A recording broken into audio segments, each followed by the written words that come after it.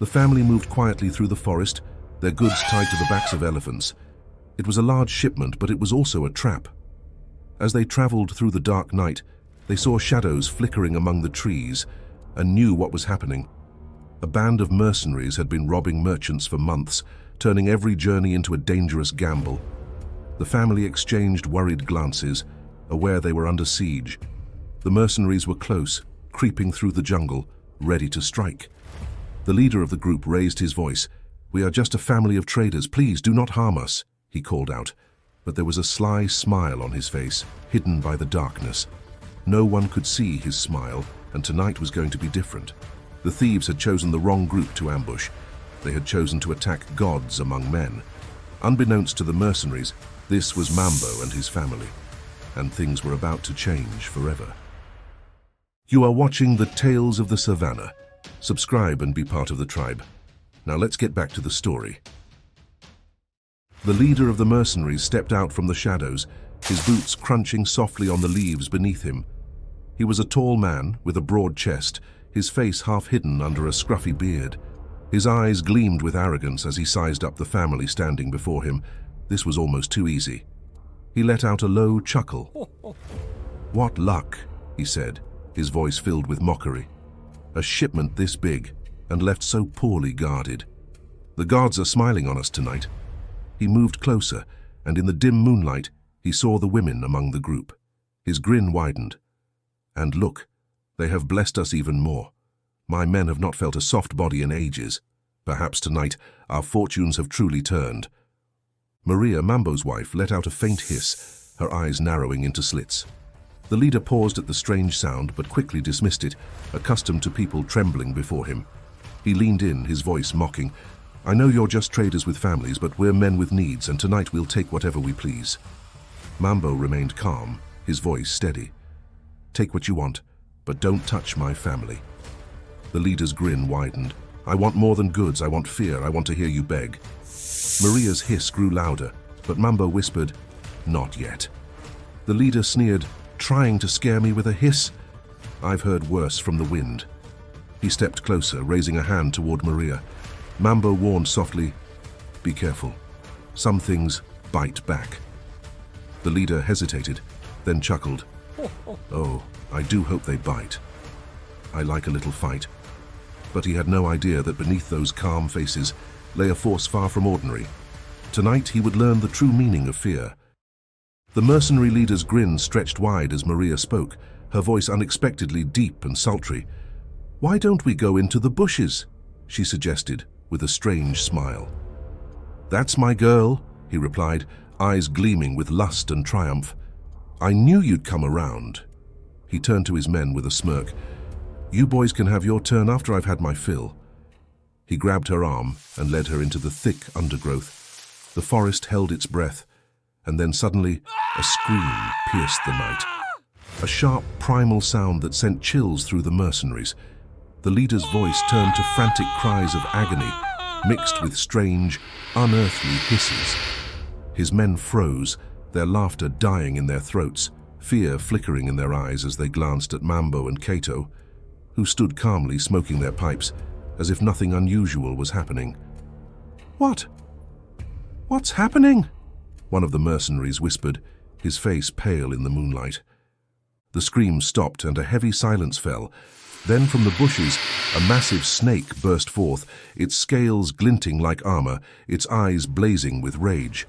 Panic swept through the mercenaries as Mambo and Cato transformed into enormous serpents, their eyes locked onto their terrified prey. The forest erupted with desperate screams and cries for mercy, but there was no escape. One by one, the mercenaries fell silent, leaving the forest drenched in the scent of blood and fear. As Mambo and Cato returned to their human forms, they exchanged a glance, feeling a new dark hunger that could not be undone. They had tasted blood, and now something within them had changed, something that made them feel more alive than ever before. Izoro, Sia, and Tendai sat in silence, the thick scent of herbs filling the air, as the old woman Mami Abeni hummed her haunting melody. Her name was whispered with reverence in villages far and wide. She was known for her powers, rumored to have been taught by a mermaid when she was just a child. People said that the ocean had gifted her with secrets unknown to mortal men, and those who sought her counsel were wise to listen carefully. Her eyes remained fixed on Tendai, as if piercing through to the deepest secrets of his soul. Tendai shifted uncomfortably, feeling his heartbeat quicken, but he dared not speak. Zoro finally broke the silence with a plea. "Mami Abeni, we seek your guidance. The boy carries both our blood and the snake's. We need him protected. We are taking him to a place where his scent will get him killed on sight. Help us, O Great One." Mami Abeni continued her song as if she hadn't heard him. The tension grew, but after a long moment she stopped and spoke, her voice raspy yet firm. "I will help you, but this will come at a great sacrifice. The hunters, gods in their own right, cannot be deceived by mere charms. The snake within the boy's blood must be transferred." Zoro, confused, asked her to explain. She responded with a faint smile, her eyes twinkling. "The boy carries the blood of two worlds, the hunter and the serpent. To protect him, we must remove the serpent and place it into another vessel, a soul strong enough to bear the curse and keep it contained. This vessel will be hunted by both worlds and accepted by neither, and once done, the transfer cannot be undone." A cold fear gripped Tendai as he realized the gravity of the situation. Zoro and Sia exchanged tense glances, understanding the cost. Zoro's voice wavered as he spoke. "There must be another way. We cannot bring an innocent into this." Mami Abeni's face grew serious. "There is no other way. The gods demand a life for a life," she replied. Silence filled the room as the weight of the decision settled over them. Finally, Zoro spoke. "We have heard you, Mami Abeni. Allow us to ponder on it. We shall return. If we do not, we will have decided against it," he said quietly. Mami Abeni nodded, and as they departed, her ancient song resumed, echoing softly through the night. The hunter goddess and the snake goddess knelt before God in his throne room, bolts of lightning crackling around him. He was furious. "Hunter goddess, you meddled in the affairs of humans. You know the rules. You must never interfere in the lives of the earthlings without seeking approval. What was your reason?" The hunter goddess had never been summoned before God in this manner. She trembled, struggling to find her words. "It was a moment of weakness, my lord. I humbly ask for forgiveness," she said, bowing deeply. The snake goddess stifled a laugh, uncertain why she had been summoned. God's gaze shifted toward her. "I expect such reckless behavior from the snake goddess, not you." The snake goddess fixed her eyes on the floor, not daring to make a sound. It had all started when the tunnels began to flood. The hunter goddess had known that Jengo wouldn't survive. She had paced around her chamber, torn over what to do. Jengo was a great leader. He reminded her so much of Kabo. "Not yet," she whispered to herself, before leaping into a vortex and shielding Jengo from the rushing waters. Jengo watched in disbelief as the water flowed violently around him, a true miracle indeed. "Hunter goddess, you have prevented a soul from meeting its maker. Now you must choose, for it is written, an eye for an eye, a tooth for a tooth, and a soul for a soul. Who will you choose, hunter goddess?" The goddess trembled, tears streaming down her face. The snake goddess looked over and understood her pain. She remembered a time when she had no followers, when all she had desired was to be a revered goddess. Now that she realized it was much more than receiving prayers and praise. These people had become her children. She celebrated their births, and a part of her died with them. "Choose, or a choice will be made for you." "Kabo," she whispered softly. "Then it shall be so. You may go." He paused, then commanded, "Snake goddess, you stay." The snake goddess's heart pounded in her chest. God continued, "You asked for your leader, Asa, to travel through centuries and inhabit an earthling. 7 days you were given, and those days are up." The snake goddess understood. This had been a great favor, for without Asa and her connection to the merfolk, her people would have suffered greatly. She bowed deeply and left. Back on Earth, Kabo screamed loudly. clutching his heart as he fell to the ground. Nandi rushed to him.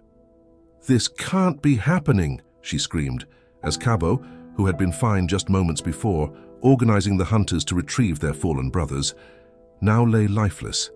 Then, from the corner of her eye, she saw Django emerging from the tunnels. Her happiness mixed with sorrow as they embraced. "Father, Father, where is Kwame?" Nala asked frantically, her voice filled with desperation. She scanned the area, her eyes wide and searching, but there was no sign of him. Django remained silent, his face pale and his eyes distant, still trying to comprehend what he had seen in the tunnels. Much had happened down there, things he couldn't explain, things he didn't understand. "He is gone, Nala," he said quietly, his voice trembling. "No, no, he can't be gone," she cried, her voice breaking with each word. He promised he would come back." Django closed his eyes, unable to bear the weight of her grief. He reached out and pulled her close, holding her tightly as her tears soaked his shoulder. "I'm so sorry, Nala," he whispered, his own heart heavy with sorrow. "I'm so sorry." Meanwhile, as Asa looked at her people, their faces filled with joy at their victory, she felt a deep sadness. "My people," she began, "I came here by leaping through many centuries and timelines to fight alongside you, and I am proud that we were victorious. But now I must go, for the goddess demands it. Meeting you all was a gift, and I truly cherish every moment we spent together." Amina was stunned to silence. She had no idea this would happen. "I do not leave you without a leader," Asa continued. "You have my descendant, Amina, a wise and capable leader. She will guide you to a safe place that has been graciously provided for us by Black Rose. Remember this victory and how our allies helped us win. Keep those friendships and always remember who you are." Amina sobbed at this revelation. "Why didn't you tell me?" Amina's voice trembled, her eyes wide with shock and betrayal. Asa looked at her, a tender smile touching her lips. "What good would it have done?" she whispered gently. "We are all but vessels passing through time and space. I lived a long life in my time, and this second chance, and it was a gift beyond measure. Every moment, every breath I took with you, my blood, was more precious than I could have ever imagined. Knowing my people have survived, endured through all these ages, it's a blessing I never thought I'd receive." Her voice wavered as she glanced at Kwame, then back to Amina. "You have many challenges ahead," she continued softly. "But I know you will be a greater leader than any who came before you." "No, no, please, Asa." Amina's voice broke, desperation spilling out. "I'm not ready. Just one more day, please." A deep sorrow filled Asa's eyes as she shook her head slowly. "It is not up to me, Amina," she whispered, her voice carrying the weight of inevitability. She reached out, her fingers brushing Amina's cheek, a final gesture of love and farewell. "These people are yours now. Lead them well, my dear. May the goddess be with you always." With those final words, they both fell to the ground, and then there was darkness. And that, my dear tribe members, brings us to the end of another episode in our Snake People series. I hope this chapter has answered some of the questions that have been stirring in your minds. As we continue to follow the journey of the original Snake People, Mambo and his family, we will soon uncover the secrets behind why the Hunter Goddess created the Hunters, and we will dive deeper into the story of the original Hunters themselves. And in other news, I've started a new series where God answers the questions you've always wanted to ask about creation, human suffering, and everything in between. If you haven't already, watch this video and feel free to leave your questions in the comments below. Who knows? Maybe God will have an answer for you. Until then, stay curious and stay connected to the stories of our shared imagination. And as always, thank you for watching our story, and we hope you enjoyed it. What lessons did you draw from this story? Share your thoughts with us in the comments below. Don't forget to subscribe and be part of the tribe. Thank you for watching The Tales of the Savannah. We will see you next time in the Savannah.